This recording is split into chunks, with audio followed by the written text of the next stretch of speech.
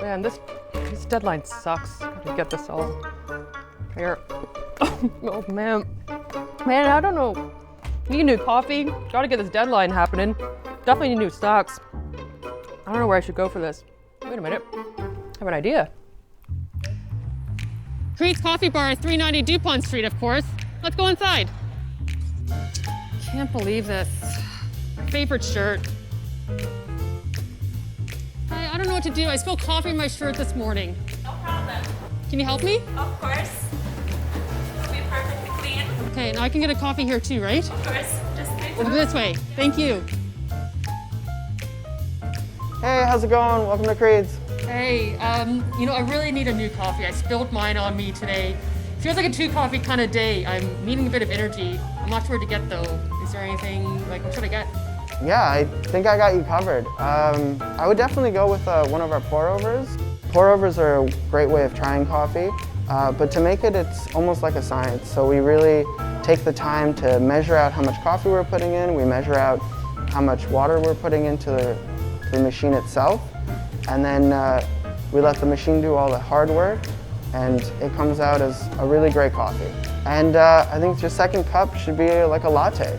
And then finish it off with a scone, because there's nothing better than treats and coffee. I'm needing that today.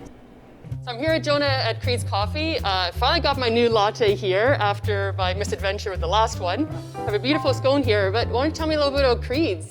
Creed's been around for a long time. I think we're in our 100th year anniversary right now. It was started by my great-grandfather, Jack Creed Sr. He came over from Russia and he was a furrier. And he moved to Winnipeg and then he moved to Toronto. And he started a fur business. My dad ended up taking over the first origin of Creed's. And then in the early 80s, fur business started to die quickly. And so my dad had this building and this clientele, and he surveyed them and says, what else could we do for you? And the survey came back, it was dry cleaning. In 2015, we were looking at our brand as a whole, and we decided to open up a cafe. I had no idea what I was doing. We jumped in. 3 years, we really started to hit our stride. We really started to become that community hub. And then, of course, the pandemic hit. And I'm hearing these stories about how people can't get sugar and flour and all this stuff, and toilet paper selling out everywhere. And I'm sitting there and looking at our inventory, and we got tons of this stuff, and I'm buying it every day, and I have no issue. Out of that, really necessity, we ended up pivoting and started the grocery business. And it took off right away. And then after that, we started developing our own products. We have some prepared foods I saw. Oh, we got lots of prepared foods. We just launched our new soups and stews line. We just launched 30 new jarred products. We do lasagnas, fresh pastas. We do frozen raviolis. We have a full-on butcher. We sell like steak, chicken, you name it. We developed our own signature laundry detergent. It's odorless and it gets everything clean. It's amazing.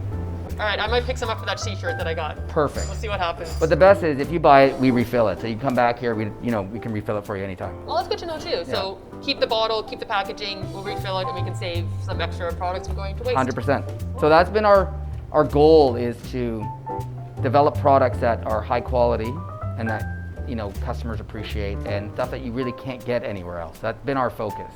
So this is a really great space to have meetings, do a bit of work. I'm going to do my computer afterwards.